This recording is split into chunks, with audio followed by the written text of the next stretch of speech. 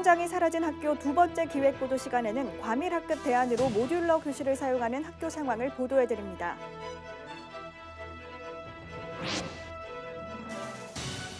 엑스포가 유치되면 원도심 서구에는 어떤 효과를 가져다 줄까에 관한 토론회가 열렸습니다. 의료관광특구 서구는 엑스포 기간 의료도시 역할을 통해 한 발 도약할 것으로 기대하고 있습니다. 개관 1주년을 앞둔 국회 부산도서관이 지역 주민을 위한 프로그램을 확대하기로 했습니다.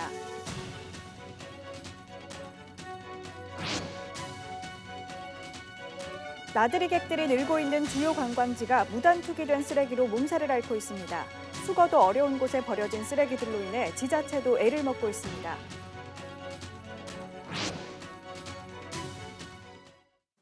시청자 여러분 안녕하십니까? BTV 뉴스입니다. 첫 소식입니다. 운동장이 사라진 학교 두 번째 기획보도 시간입니다. 미래의 좋은 학교 환경을 만든다는 이유로 운동장에 가건물로 교실을 지어 공사 기간 동안은 학생들이 불편을 감내하며 지내야 하는 학교 상황을 보도해드렸었는데요. 이보다 더 심각한 것은 과밀학급 대안으로 모듈러 교실을 쓰는 경우입니다. 김윤정 기자가 보도합니다. 짧은 기간 사용할 목적으로 급히 필요할 때 다른 대안이 없어 모듈러 교실을 사용하고 있긴 하지만 밀려드는 학생 수를 감당할 수 없어 장기간 사용해야 할 경우에는 사정이 다릅니다. 과밀학급 문제 해결을 위한 모듈러 교실은 문제가 해결될 때까지 쓰는 임시용이기 때문에 모두 구입하지 않고 임차해서 씁니다.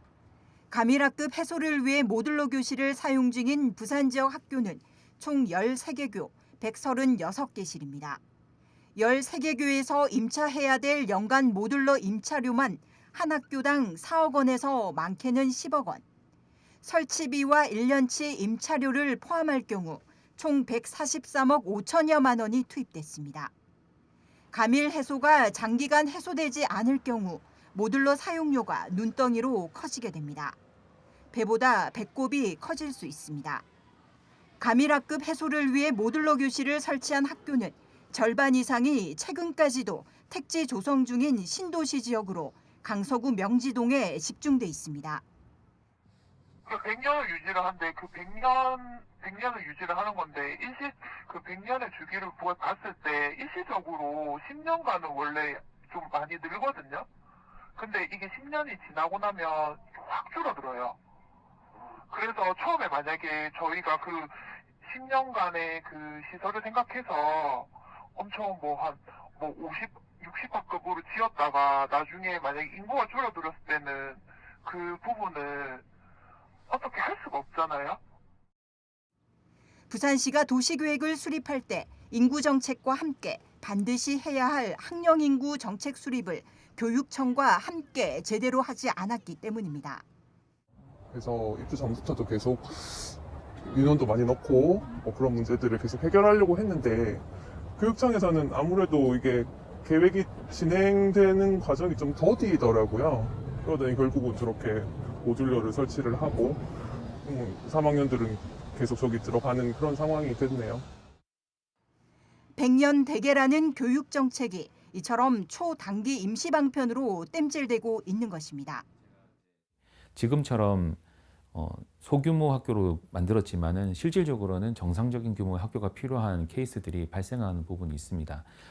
부산시와 교육청 각각이 양분하고 있는 인구 정책과 학령 인구 정책에 대해서 쌍방향의 긴밀한 논의와 또 태스크포스 등을 구성해서 협의체를 만드는 등 해결 방안을 위한 방법을 모색하기 위해서 적극적인 협력이 필요한 것이 그 해결책이 되지 않겠는가 생각합니다.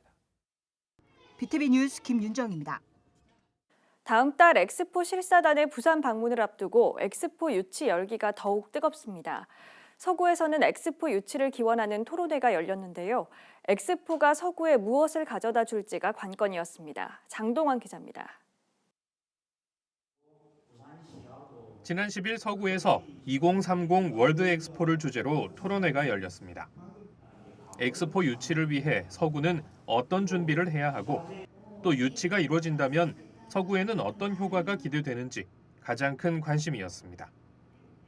발표에 나선 안병길 국회의원과 공한수 서구청장은 엑스포는 원도심 서구를 획기적으로 발전시킬 것이라고 강조했습니다. 그 기폭제로 의료 관광 특구를 꼽았습니다.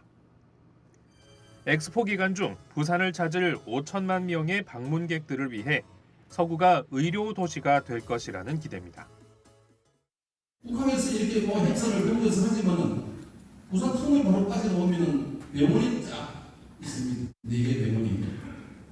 이때 우리는 의료 전담관 설치해서 진료하고 치료되고 또 자연스럽게 서구를 방문할 수 있는 그런 시스템을 만들어야 된다는 제 생각입니다. 또 서구에서 추진되고 있는 천마산 관광 개발과 수산벨트 구축, 산복도로 개선 사업 등이 엑스포를 계기로 속도를 낼 것으로 보고 있습니다. 야경보로 천마산도 다 올라갈 것이고요. 또 밑에 여기 우리 식구들 레스토랑에 가서 저녁 먹고 다 두고요. 또 의료 관광하러 가서 각 대학병원에 가서 온 김에 다 또 치료도 받고 가고 서구의 인프라를 만드는 것들이 엑스포를 빌미로 될 수 있는 그런 효과들이 있다는 말씀을 드리겠습니다. 서구는 엑스포 의료 지원을 위해 오는 20일 서구 대형 병원들과 업무 협약을 체결합니다. 또 다음 달 1일에는 송도의 수욕장에서 엑스포 유치 기원 걷기 대회를 열고 4일 동아대 부민 캠퍼스에서는 엑스포 콘서트를 개최합니다. BTV 뉴스 장동원입니다. 70년 만에 부산의 품으로 돌아온 국회 부산도서관은 국가문헌의 분산 보존과 지식과 정보, 문화의 지역균형 발전을 위해 설립됐는데요.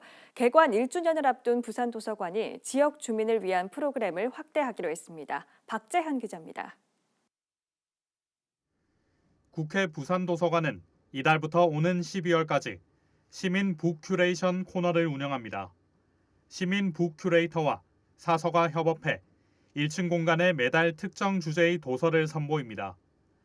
이번 달은 다산과 성장, 풍요를 상징하는 토끼를 주제로 30여 권의 도서가 소개됐습니다.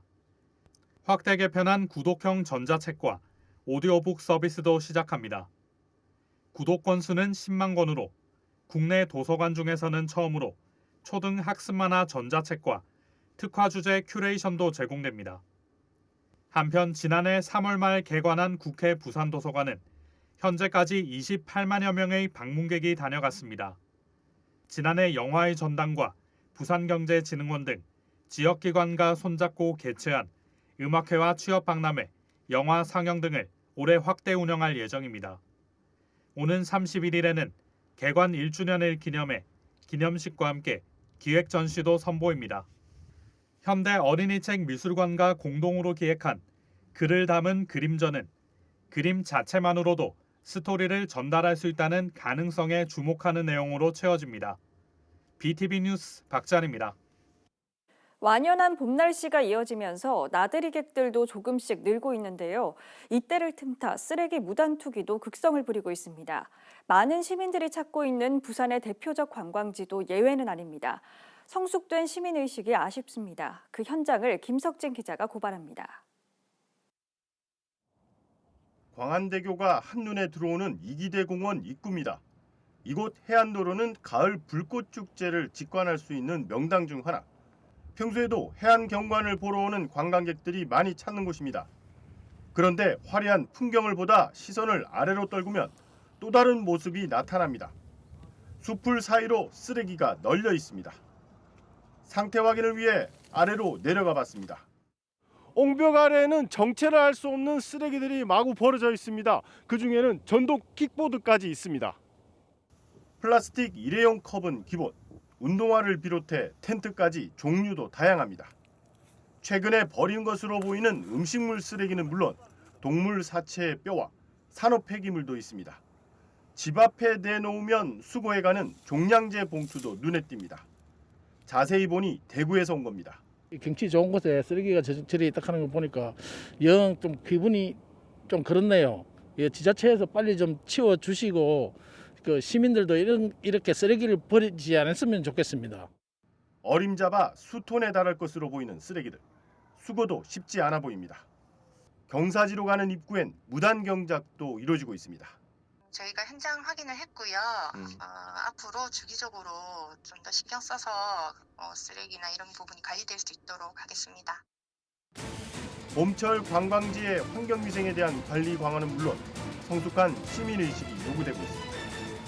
BTV 뉴스 김석진입니다.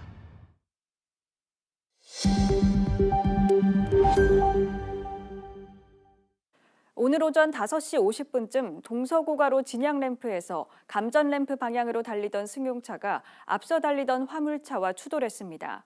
다행히 인명피해는 없었지만 승용차에 화재가 발생해 330만 원 상당의 피해가 났습니다. 오늘 새벽 1시 45분쯤 부산 진구 범천동의 한 소고 가게에서 불이 나 50분 만에 꺼졌습니다. 이 불로 가게 안에 있던 물품이 불에 타고 위층 음식점으로 불이 번져 소방서 추산 1,600만 원 상당의 재산 피해가 났습니다. 경찰과 소방은 전기적 요인으로 인해 불이 난 것으로 보고 정확한 화재 원인을 밝히기 위해 합동 감식을 벌일 예정입니다.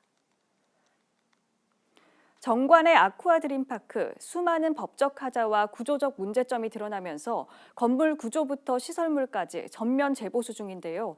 이 중 지하수는 수질이 수영장 용수로 사용하기에 부적합하다는 결과가 나오면서 단 한 번도 사용하지 않은 것으로 드러났습니다.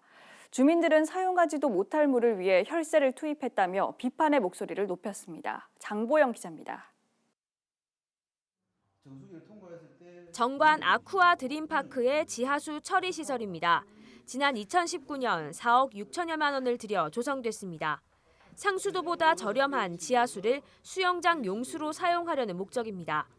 하지만 지난해 수영장 개장 직전 수질 검사를 했더니 수영장 용수로 사용하기 부적합하다는 결과가 나왔습니다. 쓰지 못할 물에 혈세를 투입한 셈입니다. 아쿠아 드림파크에서는 이 지하수를 단 한 번도 사용한 적이 없습니다. 정수시설까지 마련했지만 법적 절차를 거치지 않아 무용지물입니다. 감사원의 감사 이후 지하수 시설 미사용에 대한 문제점이 불거지자 기장군은 올해 3차례에 걸쳐 수질 재검사를 실시했습니다. 해당 지하수는 pH 농도가 기준치를 한참 웃도는 최고 9.7까지 치솟았습니다.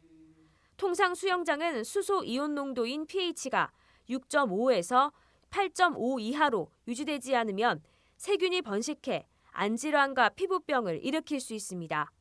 기장군은 pH 조절제를 투입하는 등 현재 설치된 정수시설을 활용하면 수질이 좋아질 수 있다고 말합니다. 하지만 정수시설이 당시 법적 검토 없이 설비된 것인데다 지하수 원수 수질 또한 부적합한 상황에서 섣불리 지하수를 사용하기도 어렵습니다. 기장군은 이장단과 주민자치회에 지하수 사용 여부에 대한 의견을 묻기로 했습니다. 앞으로 중요한 사안 결정할 때는 서로 주민들하고 협의를 좀 하면서 결정하도록 하겠다라고 약속을 드렸습니다. 이 지하수 사용 부분은 좀 중요하다고 보고 그래서 각 마을을 대표하는 이장님들한테 이제 이런 부분이 있다라고 설명드리는 자리이고 지하수를 사용하지 않으면 시설 철거 비용까지 포함해 혈세 7억 5천여만 원이 낭비되는 상황. 주민들은 소 잃고 외양간 고치는 기장군의 태도에 답답함을 토로했습니다. 지금 그래도 매체인이 건물 보험 들여가지고 시설 지어놓고 사용을 하겠다는 겁니까? 안 하겠다는 겁니까? 언제 이장인데 한번 우리 이물습가에 수돗물습가에 인원 한번 내봤습니까?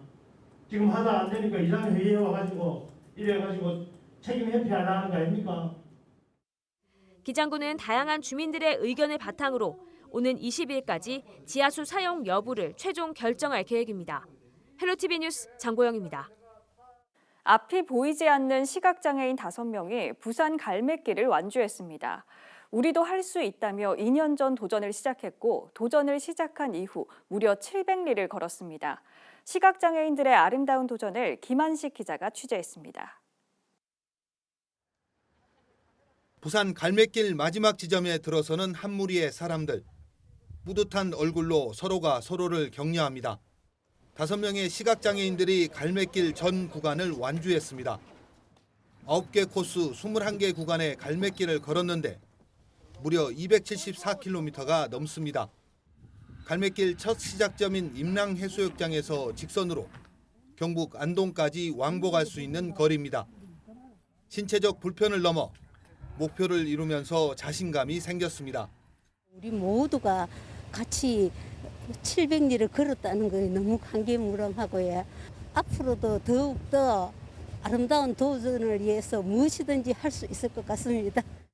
고비고비마다 힘든 코스도 있었지만 그걸 다 이겨낸 인간 승리, 우리 말 그대로 아름다운 도전이었고 너무 기억에도 남고 추억에도 남는 그런 여정이었습니다. 자신감을 얻었다는 게 큰 소득이라고 생각합니다.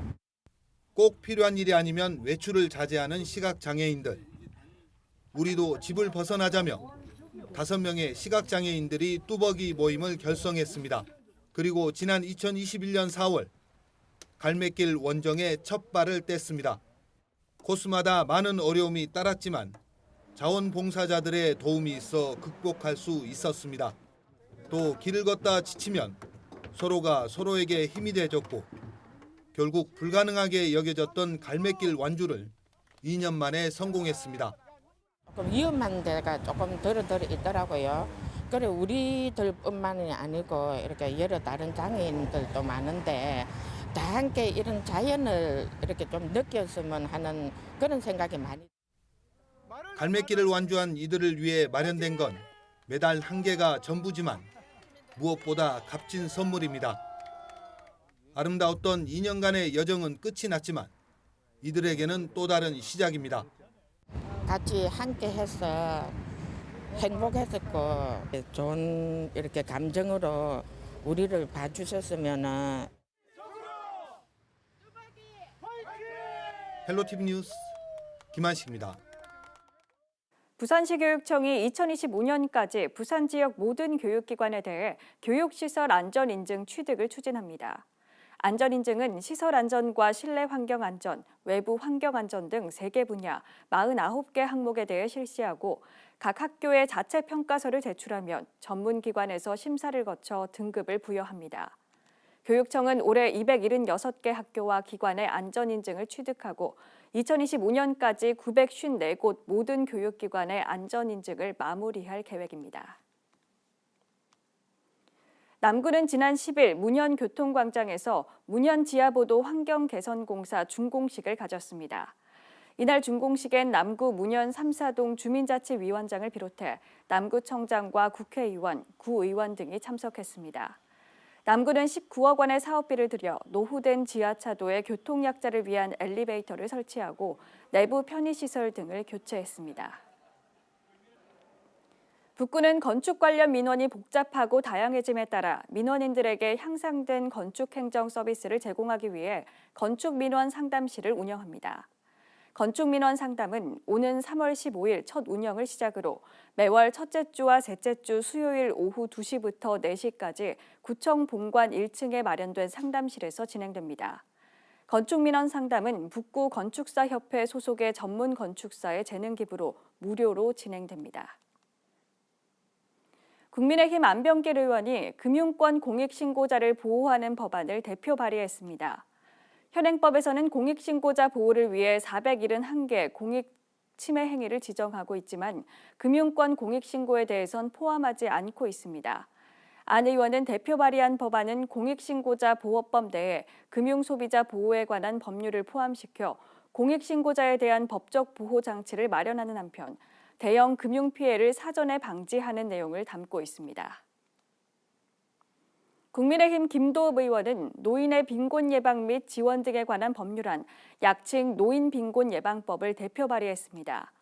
법안에는 국가와 지자체에 빈곤 노인의 보건과 문화, 안전, 건강 및 복지 증진 등을 위한 제도적 장치와 정책 수립 등의 책무를 부여하고 실태조사를 비롯해 기본계획 수립 등을 위한 근거를 마련했습니다. 김 의원은 우리나라 노인 빈곤율은 OECD 국가 중 가장 높다며 초고령 사회에 대한 준비는 대한민국의 미래를 가름하는 일이라고 밝혔습니다. 이어서 포토뉴스입니다.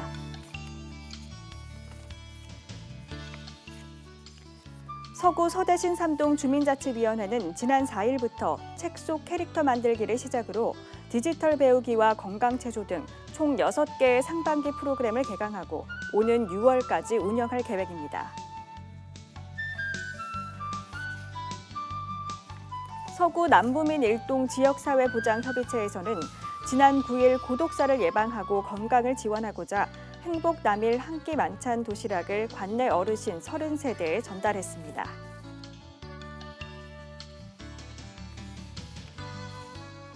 서구 동대신 이동 지역사회보장협의체는 지난 9일 부산형 공유복지 플랫폼 추진을 위해 관내 로또 분식과 업무 협약을 체결하고 관내 어려운 이웃을 위해 매월 칼국수 30그릇을 지원키로 했습니다. 부산 서구가 교육부와 국가평생교육진흥원이 주관하는 2023년 지역 평생교육 활성화 지원사업 공모사업에 선정돼 국비 2,200만 원을 확보했습니다. 이에 따라 서구는 소생활권 공동체 해보자 학교, 아파트 학교 등 총 3개 분야 7개 사업을 5월부터 본격 운영할 계획입니다. 남구 문현삼동 행정복지센터는 지난 8일에 문현중앙교회에서 장학금 60만 원을 기탁했다고 밝혔습니다. 문현삼동 행정복지센터는 이 장학금을 경제적 여건으로 어려움을 겪고 있는 한부모 가정 학생 2명에게 각각 전달했습니다. 남구 용호골목시장 상인회 회장 윤성섭 씨가 지난 9일 용호사동 장학회에 장학기금 100만 원을 기부했습니다. 윤성섭 상인회 회장은 자라나는 학생들에게 조금이나마 도움이 되고 싶다는 소감과 함께 후원금을 전달했습니다. 부산 남구는 문현동 성동초등학교 인근에 엘리베이터 설치를 완료하고 9일부터 운행에 들어갔습니다. 본 엘리베이터는 성동초등학교 인근의 노후된 계단 통행 시 발생하는 교통약자의 통행 불편을 해소하고 보행 환경 개선을 위해 설치됐습니다. 남구 문현일동은 지난 8일 동협의체 위원들과 함께 영양을 고려한 이색적인 간식 키트를 만들어 홀로 어르신 10세대에 직접 전달했습니다. 이번 사업은 저소득 어르신들의 영양 불균형 해소와 건강한 식생활을 지원하고자 문현 새마을금고와 남구보건소 문현일동 건강생활지원센터 후원으로 진행됐습니다.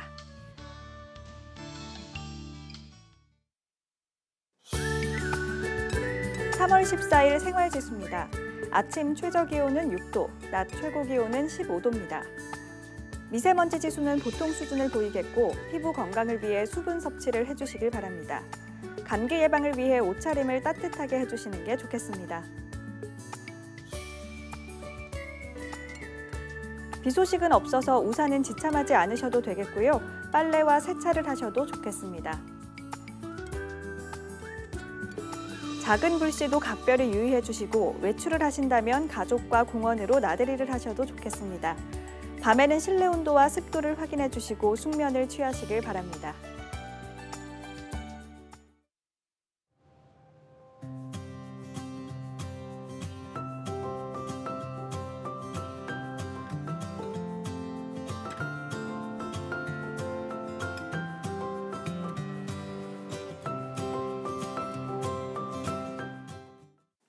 이상으로 BTV 뉴스를 마칩니다. 시청해 주신 여러분 고맙습니다.